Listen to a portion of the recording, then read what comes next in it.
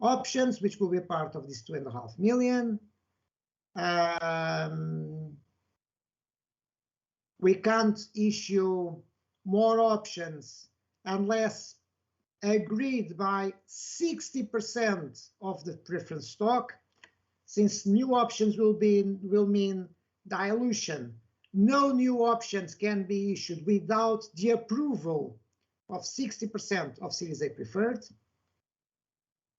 So another area where investors are going to have veto rights. And now the vesting rule, which is exactly the one we mentioned. 48 months vesting with 12-month cliff and linear after that, and founders' shares vest 25% on closing and remainder vesting linearly over a 36 month. That's almost standard. And the rest is kind of legalese. Let's compare this against Alpha. Alpha. Same company, issuer, amount, and securities. 4,761,905 shares of Series A convertible preferred. These shares will be sold for 5 million. If you divide 5 million by this number of shares, you get the share price of $1.05, which is this number here. That's it. If what you care about is the price, and I advise you against it, Alpha gives you a higher price.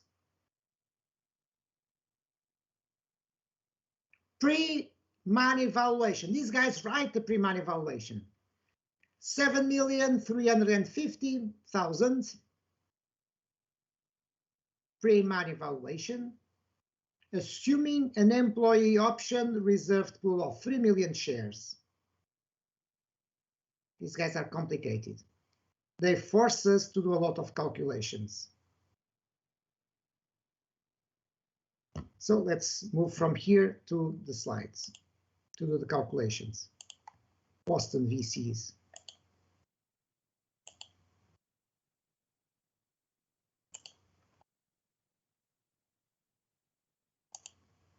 Okay, so let's do some calculations.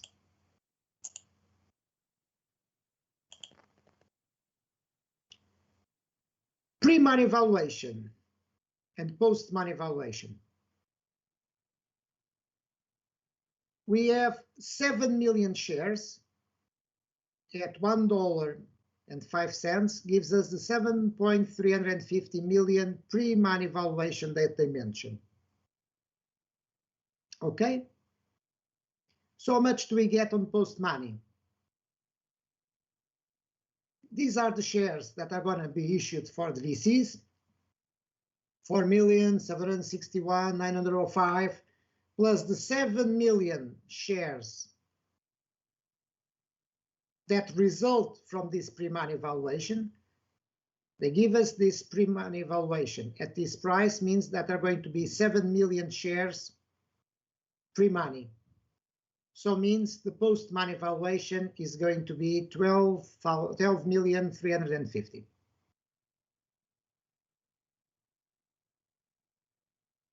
If you want to compare the two term sheets in terms of pre-money valuation, like many founders like, we have on MEGA a pre-money valuation of 7 million, and in Alpha we have a pre-money valuation of 7,350,000. So Alpha has a higher pre-money valuation. Is that relevant? Let's look at this. For Alpha, the stock options get 3 million shares. For MEGA, the stock options get 2.5 million shares. That's a big difference. So the 3 million shares that are going to be given to employees are worth 3.15 million US dollars. Sorry.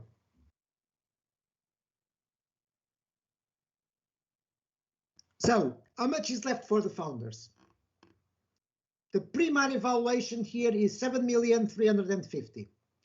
The value allocated to employees is 3,150,000. So what's left for the founders is $4.2 million US. What about MIGA? MIGA is 2.5 million shares for employees at the price of 1. So how much is left for the founders? Of the pre-money valuation of 7 million, which is lower than the pre-money valuation of Alpha, what is left for founders after the shares allocated to employees is $4.5 million. In other words, bizarre. Founders very frequently get obsessed with the pre-money valuation. They think that pre-money valuation is the valuation of their idea, their whatever. In this case, the term sheet with a higher pre-money valuation is not one who leaves more value for the founders. What explains the difference is the big difference in the stock option pool. Actually, what Alpha is doing is a trick used by VCs. If they feel that the founders are too much obsessed with the pre-money valuation, they increase the stock option pool and put options there that are not needed. They put options there that will never be issued. And this way they push the pre-money valuation upwards. But in the end, when we subtract this very large number of options, less money, or less valuation, if you prefer, is available for the founders. Yes, Frederick. I was just wondering, since you said that those options wouldn't be needed, who actually owns those shares? Nobody. So the shares would just be they are there deducted on escrow to be issued only when needed. We are not going to issue those shares, or if you issue those shares, they are put in reserve on an escrow account, and you only transfer these options. The central transfer these shares, sorry, when the options are exercised later on. But wouldn't the founder's share, of the pie still be bigger than if the options are never actually if they exercised? are not used, they are cancelled out. Kaput. Yeah, so if the founder no, they don't belong to the founders. They don't belong to founders. They belong to no one. Until they are allocated, they belong to no one.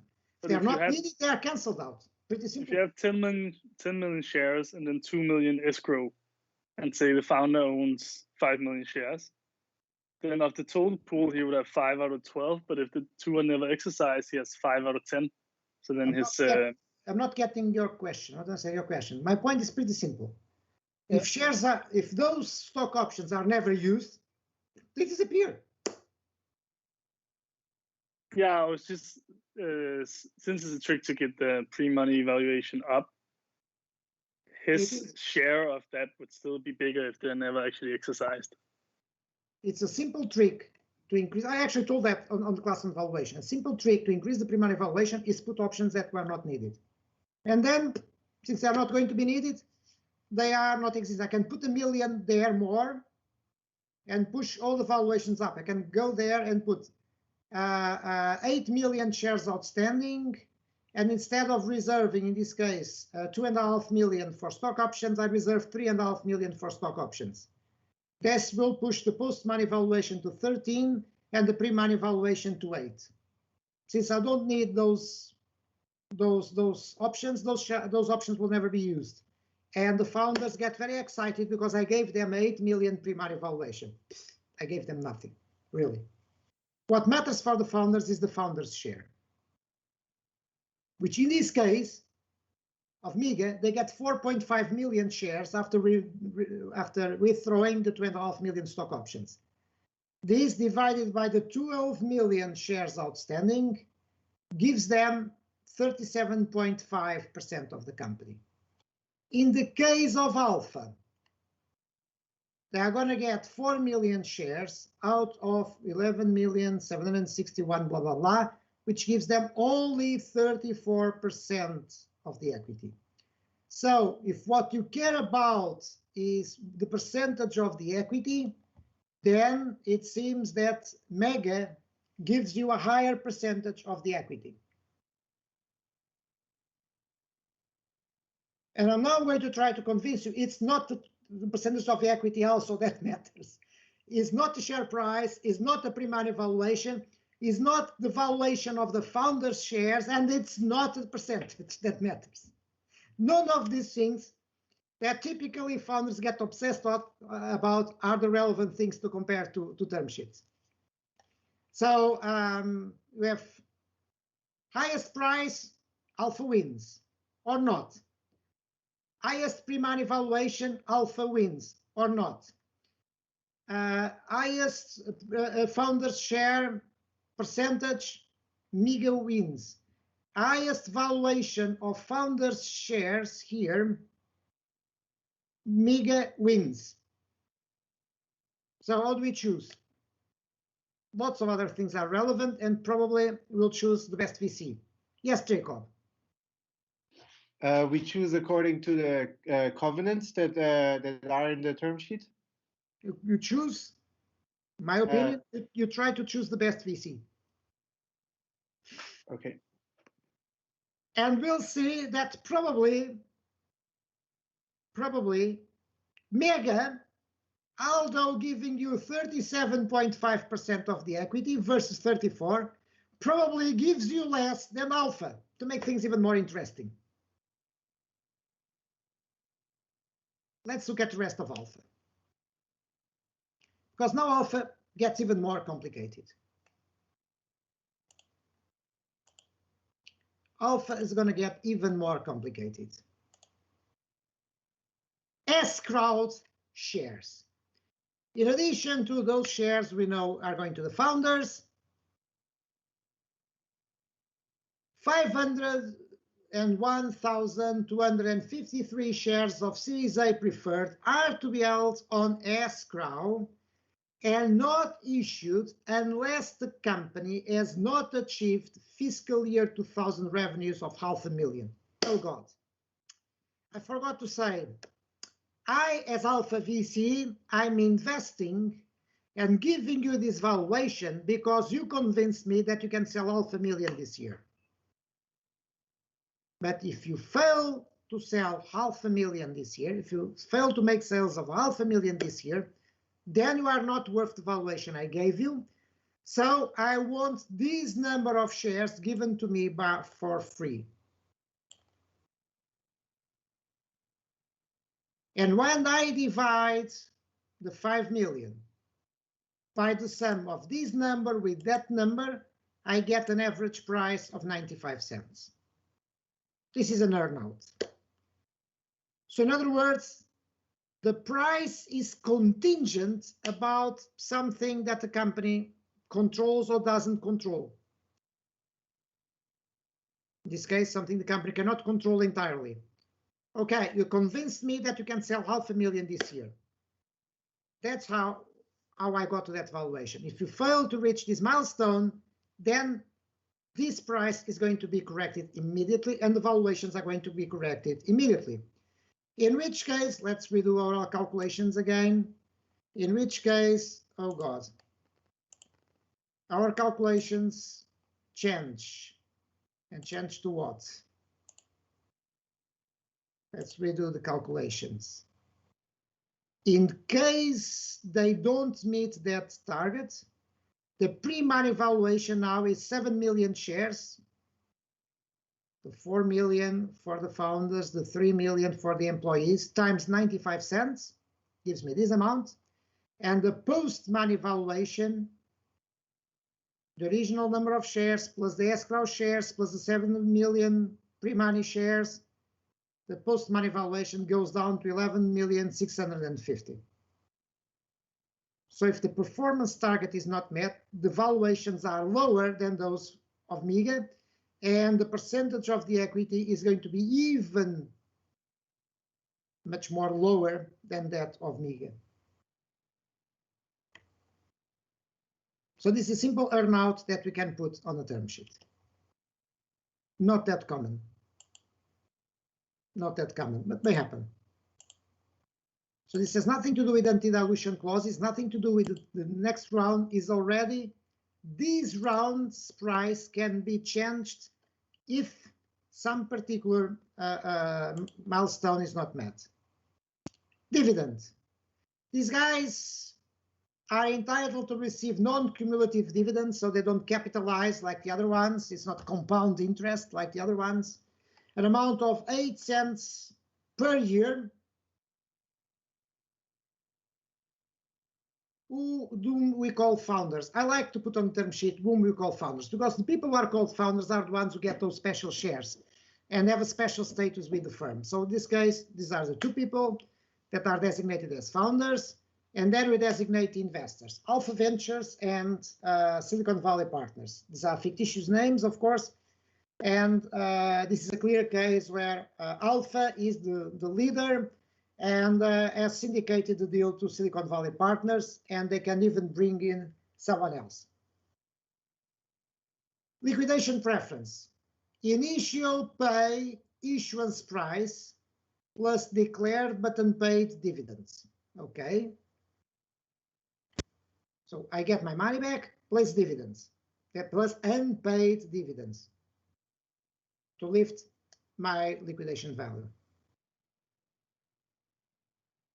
Thereafter, each share of Series A preferred and common stock share on as a converted basis. So what we're saying is, again, the liquidation preference includes participation. First, I get my money back plus my percentage of whatever is left.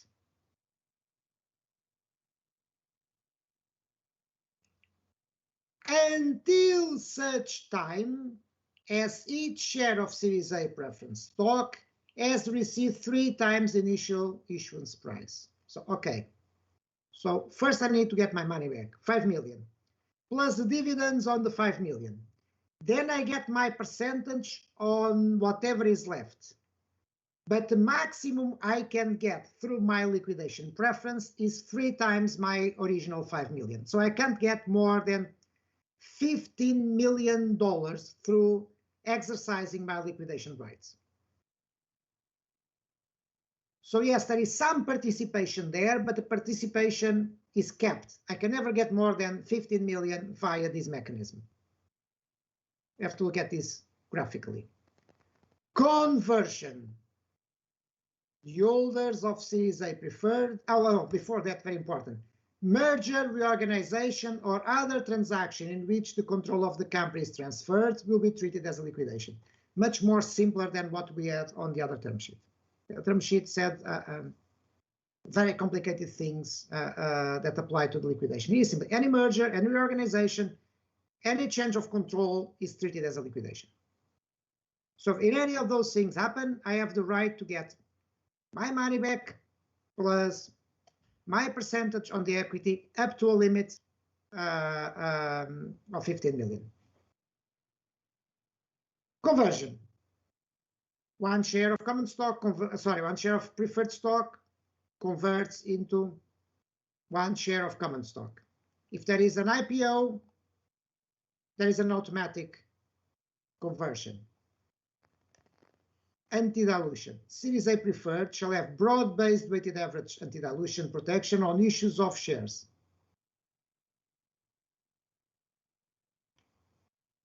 This doesn't apply to issue of shares for stock option plans. Is weighted average, enough story. Voting rights. Series A preferred votes as common stock, that's standard, but also as class vote. In other words, also there are situations where we need these guys to vote separately. Approval of at least 60% of Series A preferred. Remember, there are 2 VCs, so basically this means that we need both VCs to agree on 1, the creation on any other securities.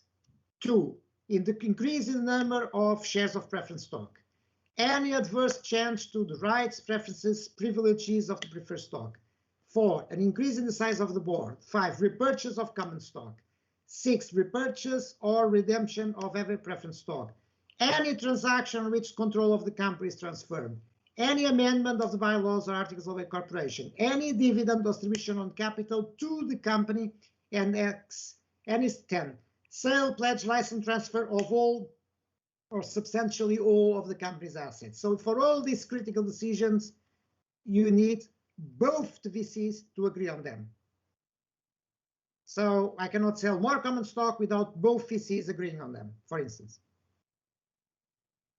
And then, of course, NDA, every employee may not basically walk away with our secrets.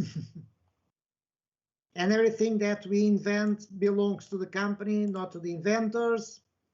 Right of first refusal. So every time someone sells shares, first has to offer them to the investors, and the investors have the right to buy them pro rata of their equity percentage. So let's say a founder wants to sell shares, you have to offer them to investors first. If invest and based on their percentage equity of preferred stock, which means if I have 50% of the preferred stock, I have the right to buy 50% of any shares that are offered to sell. So the percentage that is relevant there is the percentage of the preference stock, not the percentage of the equity. Co-sell rights. If a shareholder of common wants to transfer shares, holders of Series A preferred have a right to participate. This is like a tag-along given by founders to the VCs. Information rights are standard. Board, also 5, but different from the other one. Series A shall entitle to elect 2. It's going to be 1 for each VC. Common stock will put 1 founder there. And the common stock and Series A's preferred, voting together, will be entitled to elect 2 representatives, 2 independents. 1 outsider recommended by the founders and acceptable to investors. So it's 1 outsider that the founders recommend, but we investors have veto power on that person. And 1 additional outside director acceptable to the board.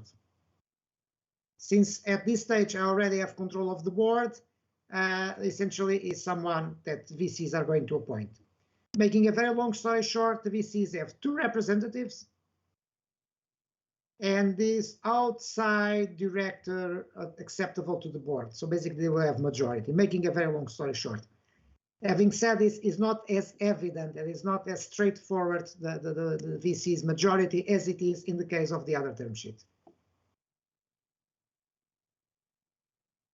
If the escrow shares are released, then the investors have the option of replacing the 5th director with a new director chosen jointly by the investors. So just make things more difficult. If that performance target is not met, then the 5th director is clearly and indisputably designated by the investors.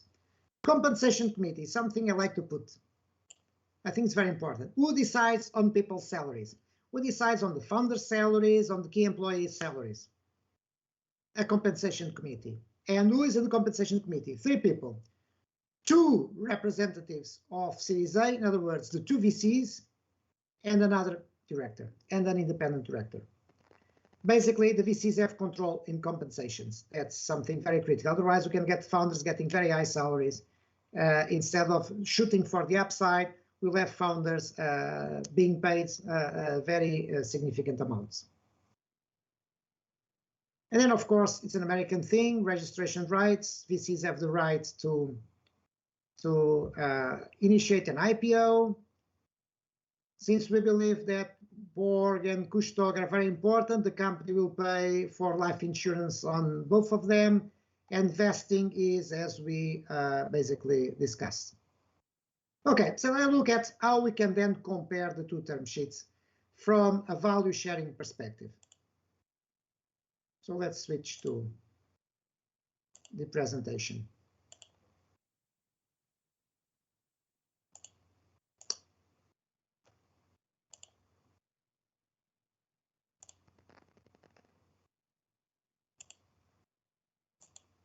So we already saw that in the case of a good performance, founders get 34% of the company in case of Alpha and get 37.5% of MEGA. In Alpha, they get higher valuations. In MEGA, they get higher percentage of the equity because of the stock option pool being so different in both cases. So being so different from one case, Alpha has a much bigger stock option pool. This we already discussed. What's going to make a big difference in terms of comparing the terms are the liquidation preferences.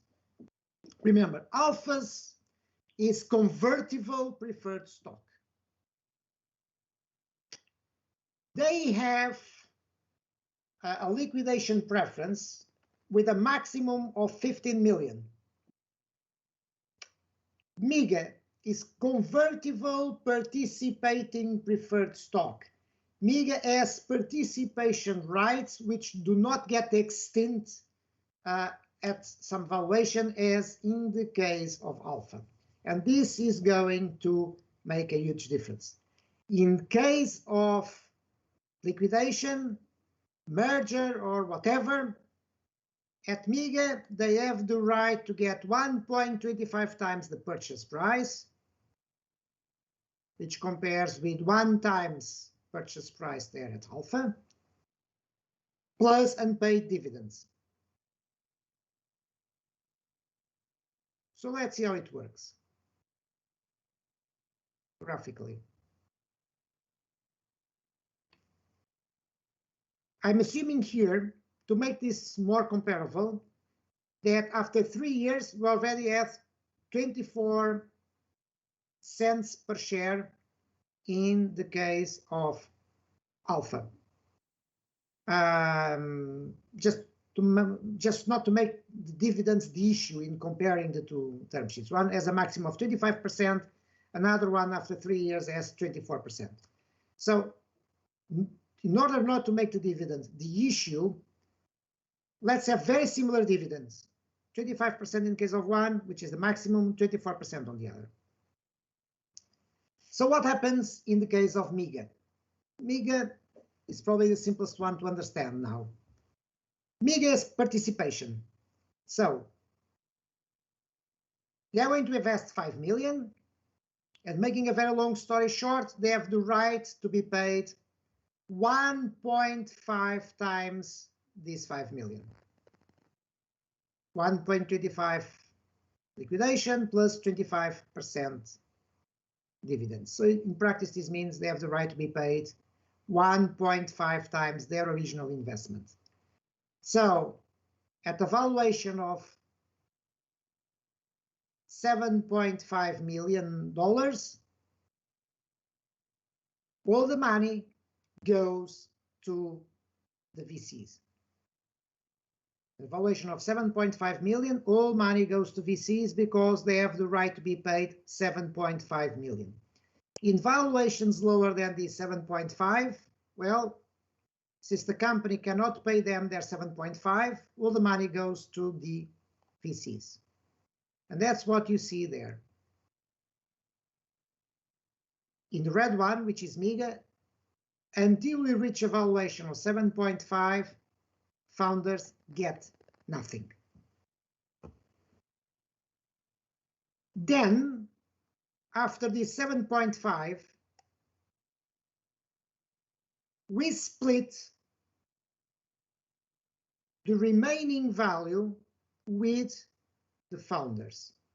So after that valuation, preference shares get, I'm talking about MEGA, sorry, 41.7% of the proceeds. They get 41% of what, 41.7% of whatever is left. And it's this line. So let's say for a valuation about 50 million, they get 25 million. Because first they get their money back multiplied by 1.5, and then they get 41% of whatever is left. This is what MEGA investors get. of course, investors get whatever is left. So it's this red line. What about alpha? Alpha is a more complex security. Until a valuation of 6.1250, sorry, of 6,000,1250, they get all the amount, because really it's not exactly the number I said, it's very close to the number I said, because really they only have the right to get their money back plus 24% dividend. So the maximum that we can get here is, in terms of getting the money back, is 1.24 times the 5 million. This because I'm assuming only 3 years of dividends.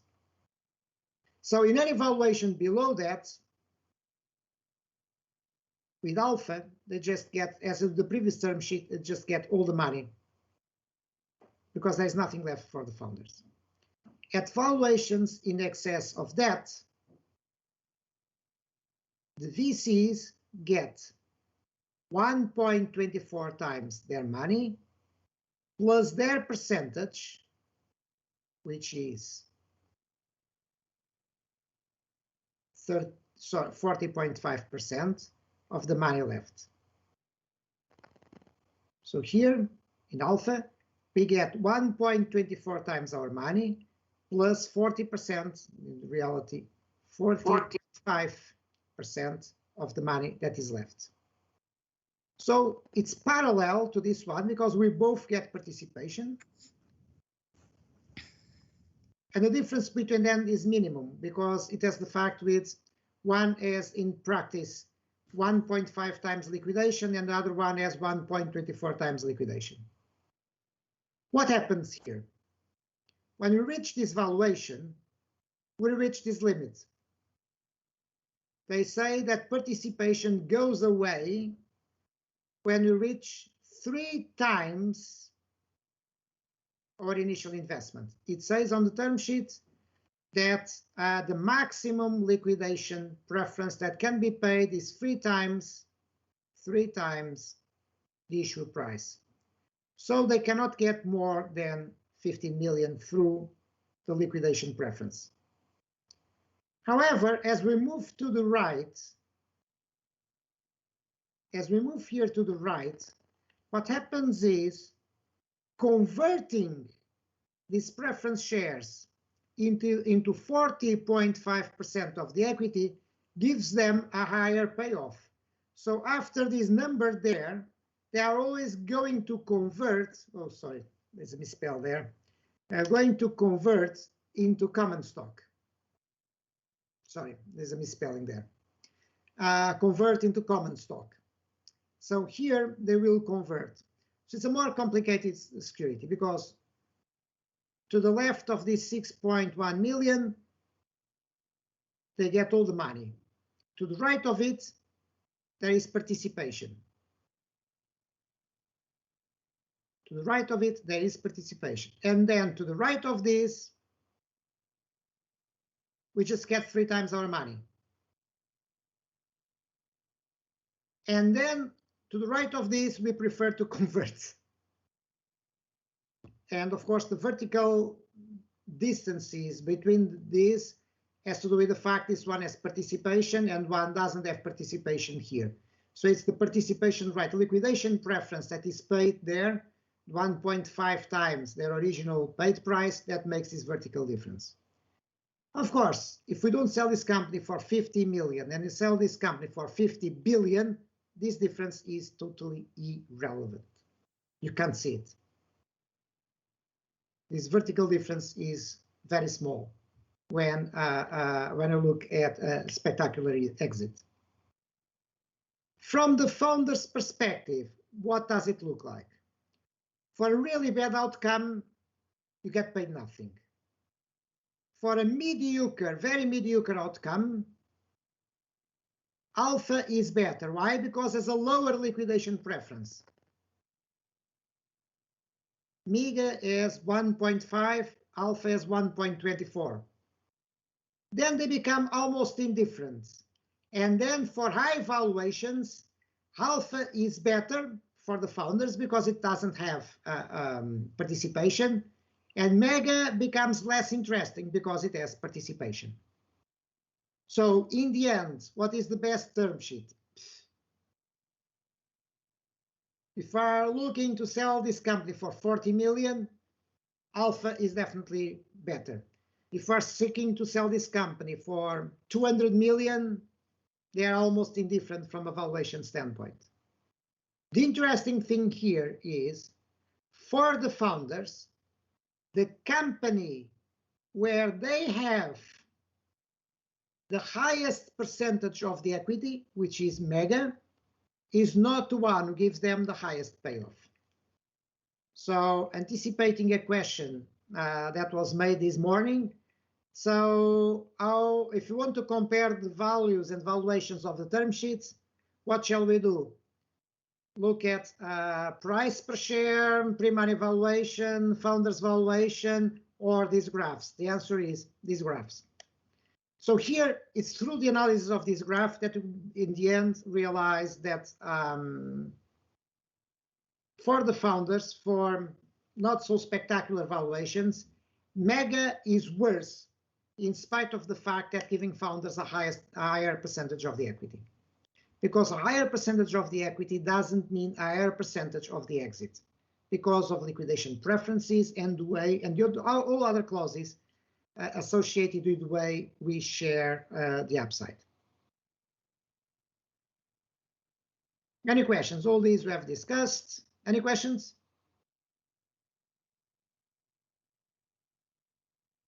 I love this one. Any questions? And then remember, if the terms are really bad,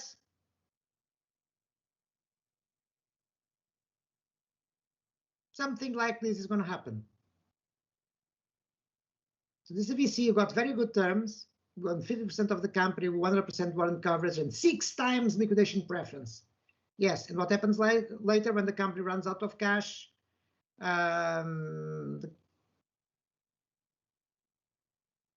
That strange equity structure, those strange terms will basically make the company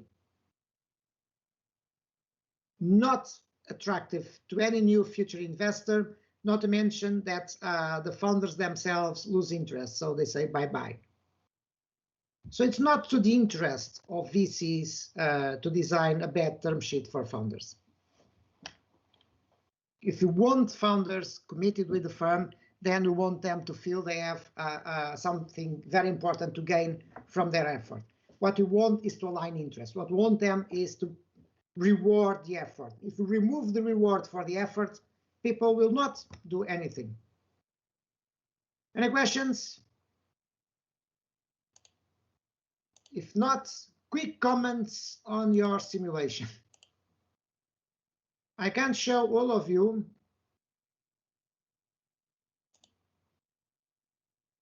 Is it sharing? Yes. Part of you are in industry Y. I'll try to show those guys next round. So I'm going to concentrate on the 11 of you in the evening class that are on the industry Z. So to begin with, people. Come on, guys, what are your main objectives at this stage? Is to get the technological proof of concept, is to have a working prototype. If that is your objective, I have some difficulty understanding why are some people hiring a manufacturing and logistics expert, since we have no manufacturing and no logistics at this time, and why are some people hiring a marketing and sales expert when we have no product to speak of? It's probably wasted money. And the money you are wasting on skills that you don't actually need, it's probably not a good idea. So let's move to round 1. Sorry, I was looking still at round 0. So remember that. Common mistakes have been made here on raising money from angels. What are the common mistakes? Raising too little money, or raising a lot of money on bad terms, or raising money from the wrong people. Yes, Leon. I'm probably getting diluted too much in the very beginning, and in the second phase, and the second thing also is probably getting money from people who do not bring value into the company. And what's the problem with that? If it's cheap, like cousin's money, bring cousin's money. Actually, here, everybody raise money from the cousin.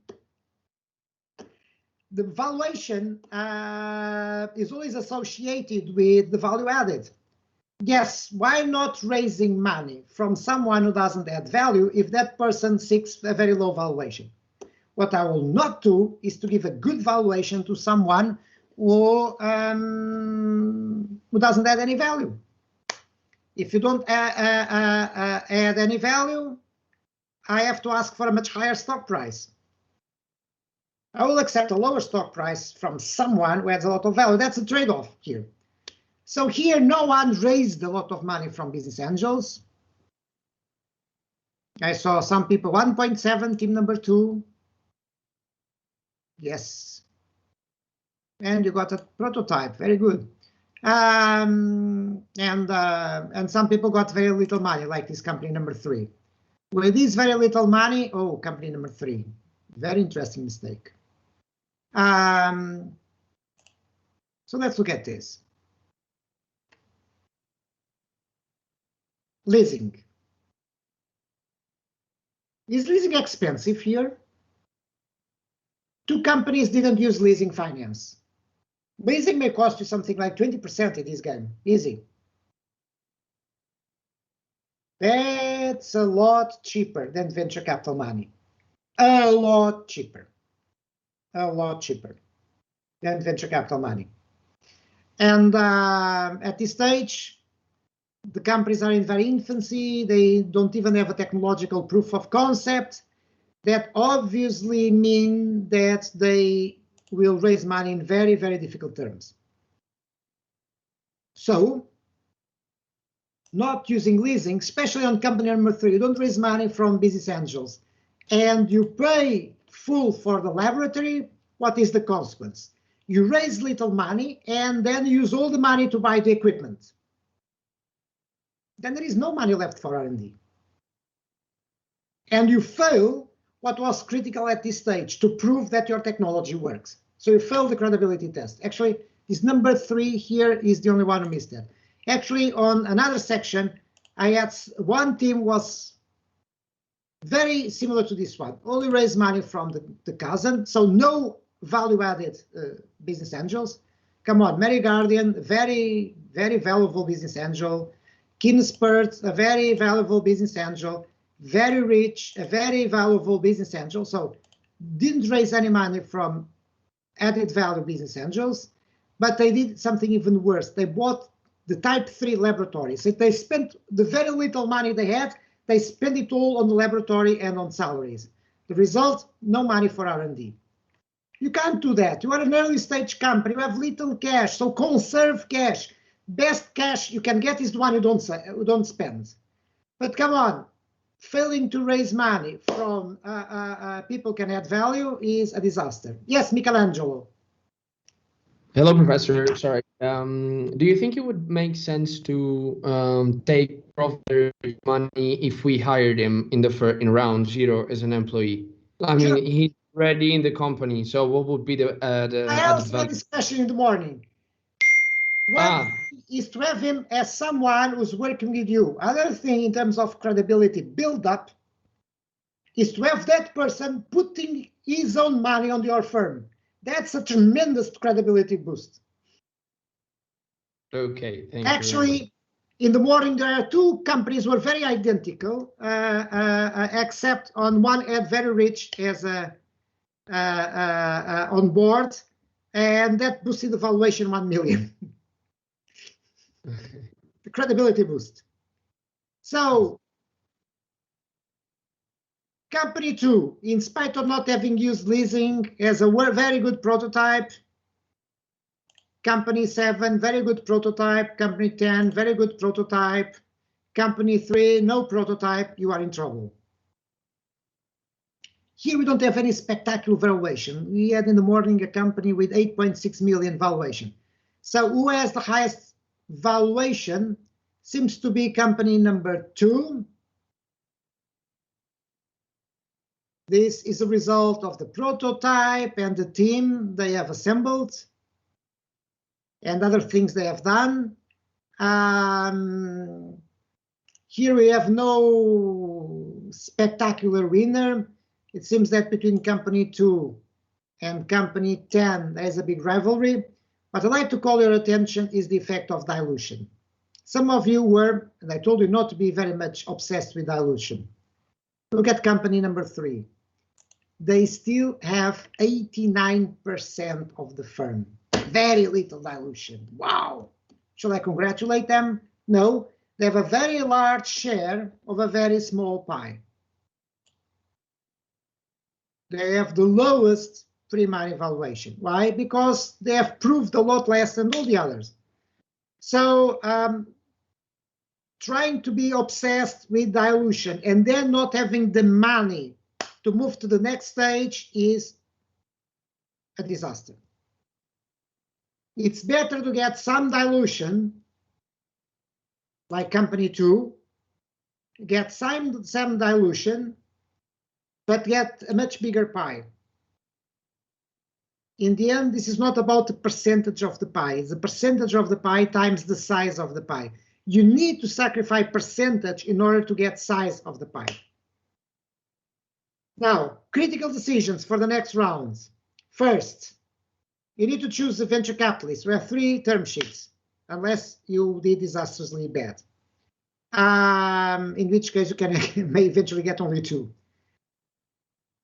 The term sheets are very different in terms of the terms.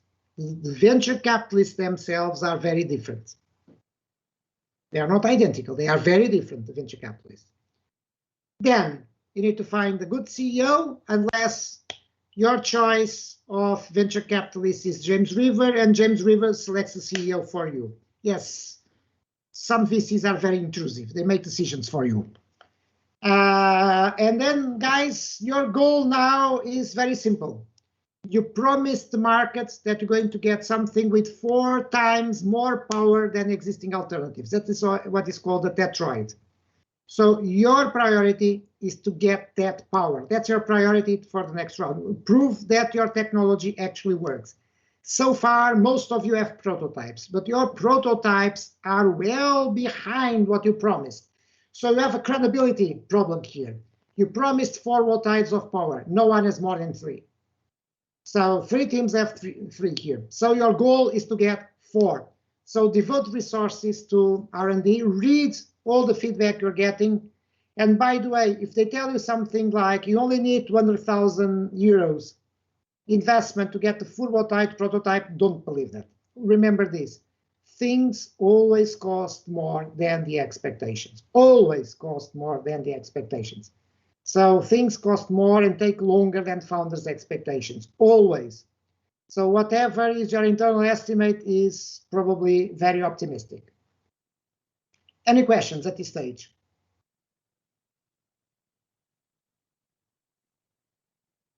You guys are all starving. We all want to go for dinner.